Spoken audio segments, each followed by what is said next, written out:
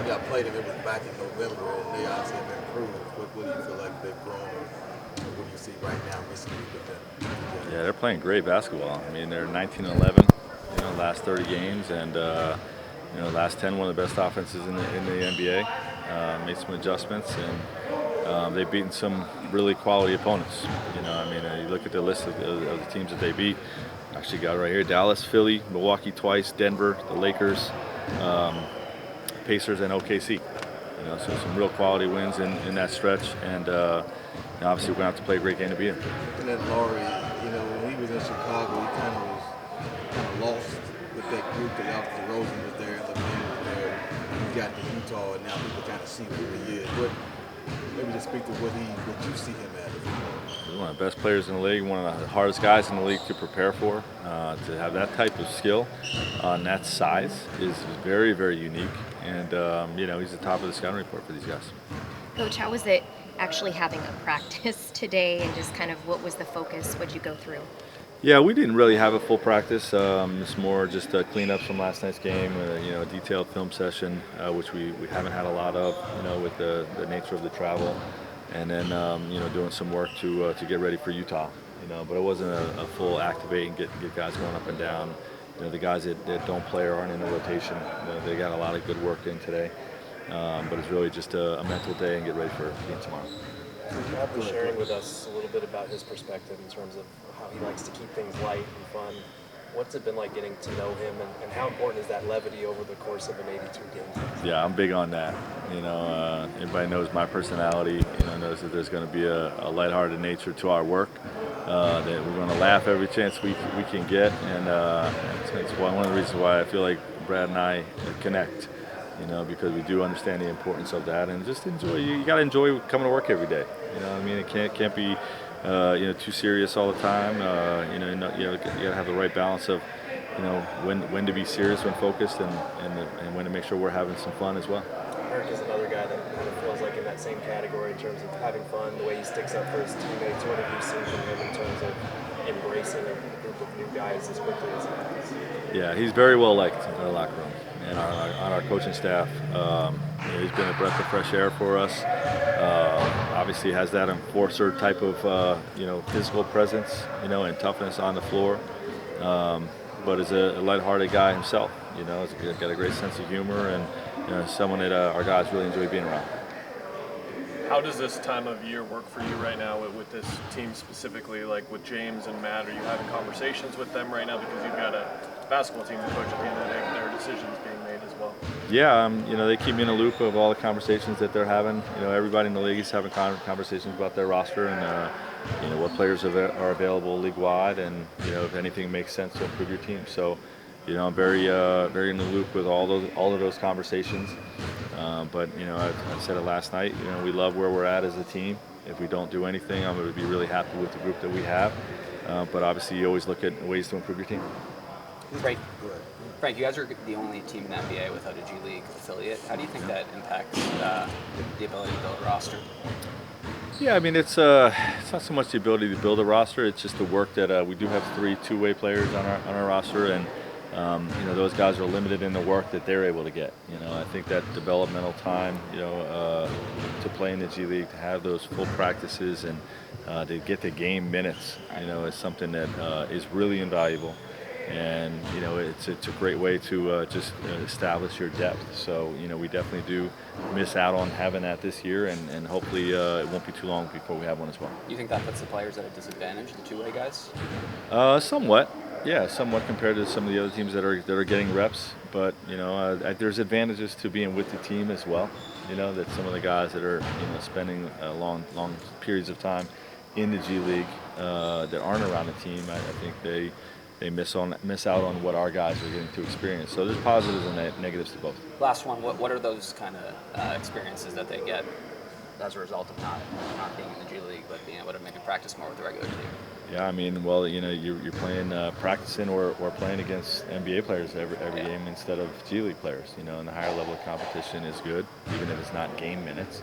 And I think just being in the film sessions, which is a big mental approach to this time of year, and being in the film sessions with with the key guys, seeing how star players are processing coaching, all those types of things. I think there's valuable lessons in that as well. Thanks. Speaking of film, you've talked before about how getting after guys in the film says that you have to be honest with guys. When you're going through losing, it seems to be an easier thing to do. But when you're winning, like your guys are now, is that approach still the same? That, hey, okay, we won, but this still has to be addressed. Absolutely, and there's lessons in every game, wins and losses, and we really try to remove the result from our process. With you can play poorly in a win, and you can play well in a loss. And you try to coach all the little instances that happen that pop up throughout the course of a game, so that you're better prepared next time you see that scenario. And the habits, I think, more than anything. You really can remove the player and the result of the game away from how we want our system to look. So that's how we coach it. Coach it very hard in those film sessions, and hopefully we have a unique way of improving our team, without taking our guys' legs. For him more like those fourth quarters at the start when he's out there with KD, it felt like last night and the last couple games he's kind of taking a step forward. Have you noticed him be a little more aggressive in these instances? Of course. I mean, the thing it is with these, all of them, they so used to playing with the ball. And I think that's probably the biggest challenge of, I don't know if you can call that adjustment, but kind of figure out how to play the aggressive with not really 99% of the ball in your hand. And some players are rhythm players, and I think that Brad is definitely like superstar with the rhythm plays and having ball and kind of just dance a little bit with the ball, not just put him in a corner and catch and shoot. So I think that's probably the biggest coach's challenge to put how you figure out that. But as a teammate, I just try to give him the ball, and I know he's going to do the rest. So. Derek, there was a play, I think, in Washington where you were at the top of the key, Book was on one side, Beal was on the other, and you were initially headed towards Book, but Brad was on the other side, and he had just hit a couple shots, and you're like, no, let's get it to Brad. Yeah, Again, how mindful are you of that type of stuff in that role you have where you're trying to set up guys at the right time? I mean, when we play like that, I feel like we just put it another level to the, just the basketball. But the Washington game is different because that was all about Bradley Beal, so I didn't see Book as much that game. But at the end of the day, I feel like I just try to do my role. Do I like it or not? We can talk about that, but I accept it. The owner and GM, James and Tim Jones, they be really transparent with me, which is appreciated, and kind of what they're asking from me. It's being weird to use the way I've been used as far as my role, being in the league for a little bit and 29 years old and not having plays and not having anything like that. But as long as, we have a real chance to win championship, I'm willing to do anything. So We've seen you set up a bunch of guys on backdoor cuts this year. What makes a good cutter to you? Just knowing that you don't have to come to the ball to get a ball. So I think that's the biggest first step. And obviously when we play through me, it's kind of easier to make a plays like that. But I feel like the Brad is I have that connection with KD so far this year, but I think when Brad figure out that, it'll be even better as far as what he can do with that speed, and especially in open court. But yeah, that's probably like that. What was it like to see Dame last night? I love it, man. I miss that brother even more after last night. We've been, in dinner until 2 in the morning. So you don't see the superstars like that in this league, and no disrespect to anyone, but the way he carries himself and respect people, and been with him so many years that we've been, coming to the 4 in the morning in cities, he still sign all these kids and just the little things, but I'm just happy for him that he have a chance to win, in the highest level.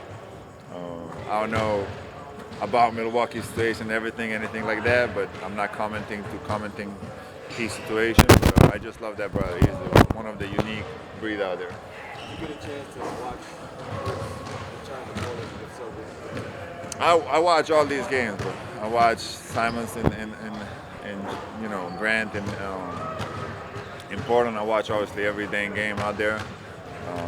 Try to stay away from commenting. I just did recently too. I was like, you have that right out there, but I feel like sometimes they getting hard what they want to do, and I feel that was like probably the biggest reason why they have to change the way they did.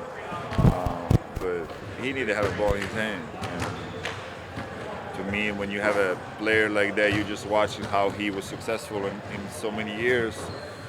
You're not going to just change the whole system and try to be like, okay, put him in a corner and see what happened. Like, there's no point. Why you trade for him then? Like, why you have a name? Why you even get involved with that? Like, so they got to figure out why he was so good at what he was doing and try to do at least half of the way we was doing in Portland.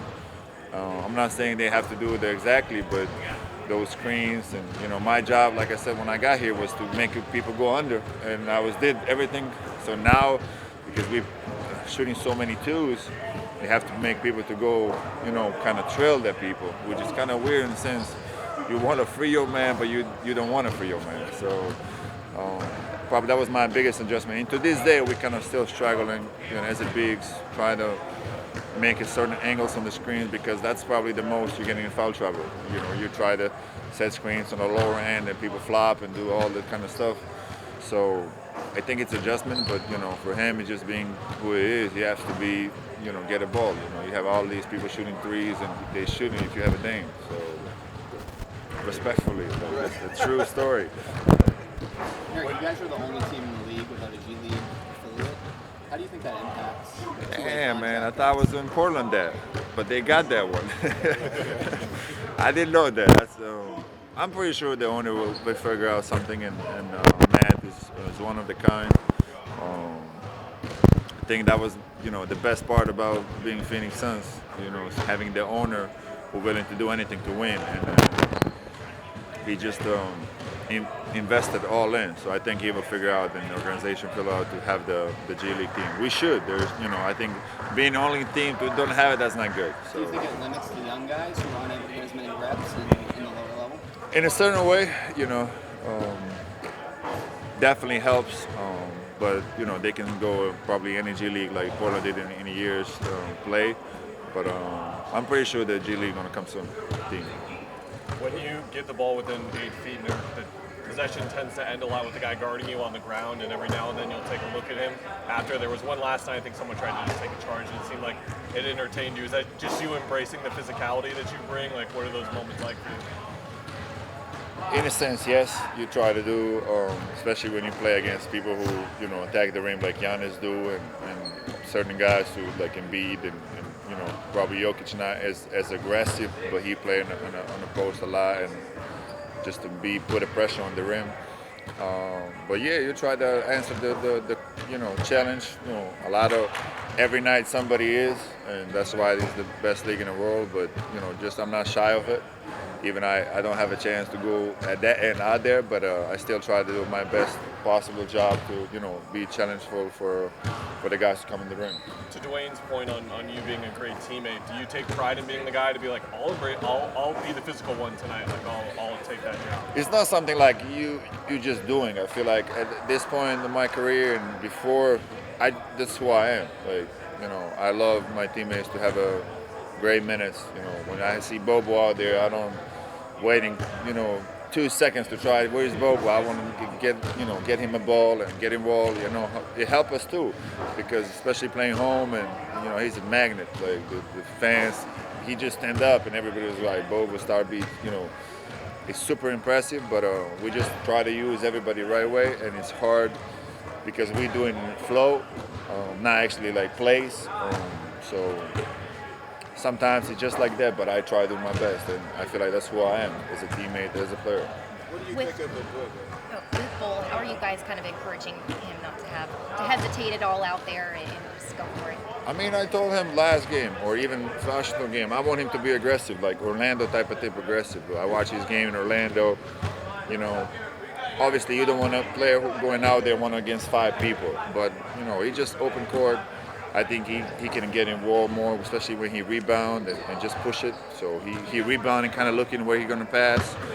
I told him, you don't have to look at it that way. Just push it and see what what defense give it to you. You can always back up and pass back to the players. But I just want him to be more aggressive when he's out there, offensively especially. Defensively, he's going to learn how to defend and use his length because he's such a huge human being and long. So he got to figure out the way to stay out of foul trouble, but he can meet everybody at the basket, so he don't have to guard super physical. He just meet everybody out there because at the end of the day they got to come there. So. Nurk, I know you said you were surprised that Katie and Book aren't in the MVP talks. As a teammate, what would be your case for those guys to be up for that? I don't know no more. These awards are super tricky because you mention someone and they be like, oh, they're in a 11th seed, and then these awards becoming winning awards, I guess. But then you have 2 All-Stars and a 12th seed. But then you have somebody who is a first or second seed have 0. So I don't know what is. I think they should, specifically just say this is what you need to be there. Like it's becoming too much room of, no one want to watch this player or like it's just so many out there rumors that is like, you can't say that LeBron or AD is not All-Stars, but at the same time you can't say if you have such a great year, there's 0 All-Stars in some teams. Like, so I don't know what winning does to these awards and how much is important to that. But it feels like people try to make or media or whoever try to make a case, or they're not winning and they're not there. So if somebody is MVP award, what they're supposed to mean? Best player or the best record and the best player. So I feel like there's a room like they put 65 game, have to play. So there's probably more to that. Like I feel like it's not fair, but it's fair. So now you have a chance. Someone who actually probably never had the chance to win MVP or any awards like that, they're gonna have a chance because they're available to be there. So, and I'm happy for those players too. But I feel like if they do that to their award, they have to do a lot of those qualification, kind of, explain what you have to do to be there. Like, and to your point, like KD, LeBron, and all these like players can be MVP every year. Like, just what they, stat-wise, and I don't know. Anybody can disagree with numbers.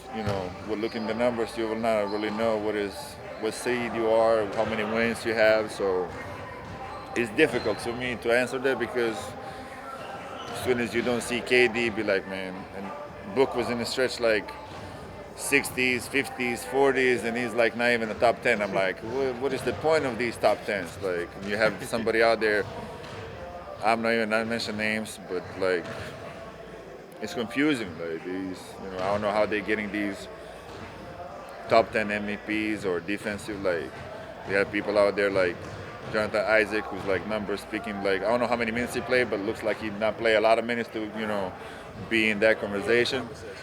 But then the numbers showing something different, and he actually can go out, whatever. So it's so difficult to kind of even follow up. I know a lot of players don't care about it, but at the end of the day, when you see somebody average 30 or 50, 40, 90 with that efficiency, and he's not even top 10.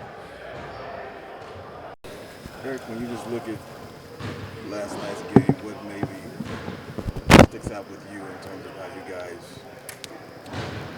handle Giannis, trying to defend him, knowing he's going to get his, and closing out basically the other guys and getting the win last night? Yeah, he's everything for that team, and he's going to drive the ball. He's very strong, stronger than what he gets credit for, and very aggressive. So, if we try to limit as much as we can for him getting to the paint, and that's why we try to force other guys to get going, and because he's going to score. Good players are going to always score points, but we try to limit all his paint touches so he can shoot, make more passes, and make more tougher turnaround shots. Looking at Brad and how he's playing through this nose situation, and they're still putting up Still numbers. playing pretty good. Just maybe speak to that a little bit. Yeah, still playing pretty good. With him, it's always good to see him be aggressive, and I know he's playing a little different role than normal, playing more point guard, getting guys going, and but we also need him to be aggressive too, because that's what he's known for, and I think when he gets aggressive, it brings a little different dynamic to our team, because Book and Katie, that's just what they do, but for him to do a little bit of it all and also be aggressive, it brings a big dynamic. When you to our say group. dynamic, then maybe a little more specific on what you mean by Because because he can shoot, he can get to the. He's another guy that can break down people that can get to the basket, and he can also make plays, and he's a willing passer. So it's when you have that, like I said, it makes our team even harder to guard, and so we need that. And every time he plays well, for sure we do well. So Numbers suggest that. You've been around the league for a long time. When it comes to guys like Brad who like to keep things light and fun, and then Dirk who's kind of the same but also will protect his teammates, how important is that?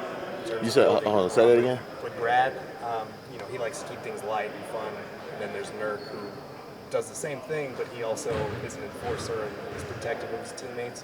How important is it to have guys like that, especially with such a new group?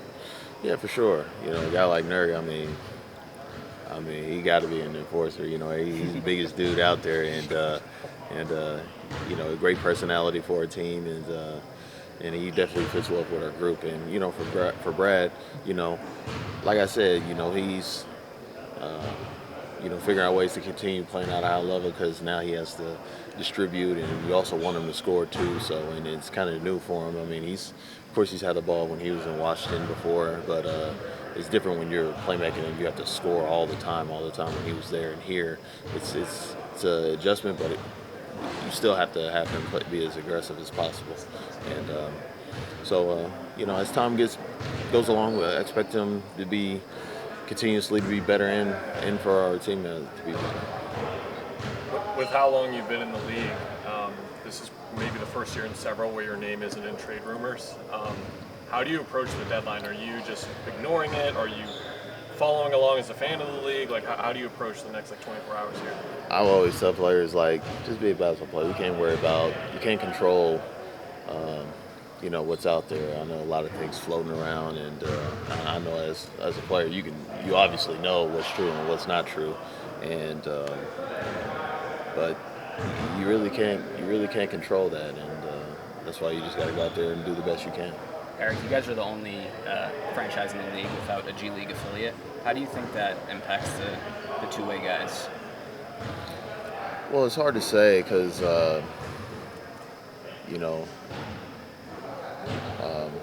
with two-way guys, it's hard for them to, of course, just play a lot. Right. And in a G League, it is developmental, but when they're with us up here, they're learning a lot and they're getting all the things necessary while they're here, and so it is tough. When they're not playing, it is a tough world because it's such a long season to just play 3-on-3, 5-on-5 every other day, and because the games are obviously the most exciting part. Yeah, Frank mentioned that they get some benefits obviously from watching film and practicing with you guys. Do you think it'd be better for them to instead get those reps in the G League? Like, what do you think is most beneficial for a young player? It's tough because I believe in development, working out one-on-one, because it's all about doing the necessary habits that you would do in a game, and of course, playing always helps, but there's a difference from G League to NBA. I mean, it's just completely different, and that's what I'm saying. It's just hard because developmental and G League developmental on this level is totally different. Just quickly going back to Washington, obviously, Brad made his return this weekend, but Jordan Goodwin as well. How did you see the team really rallying around him in a similar way? What that looked like? No, it went well for him. That's what we wanted. We got a lot of guys that have been on a revenge tour this year, and but like I said, Brad's a good player. We want him to do well, and I'm glad he had a big night like that because he's capable of having big nights like that. So it's good to do him. Definitely at home, but definitely want many more along the way. Coach came out with his new shoes. Did you spread the love, giving a few teammates a pair, or did you give it to himself? Yeah. Well, I'm an Adidas guy, so I can't have no parts of that. I've been Adidas for my whole career, so I have no parts of that. But he has a nice looking shoe, of course, and that shoe's gonna go a long way because it looks like an off the court shoe as well. So it's a good looking shoe, and I'm pretty sure you're gonna see a lot of people wearing them, either on the court and off the court. So it'll work out well for him. Eric, I just interviewed Damian Lee for a story story about golf. Is that something he talks about a lot? Oh, for sure. You know he golfs a lot. Yeah, I know he's been injured all year, but if he can find time to golf, he's definitely going to take advantage of that. So, but that's his thing.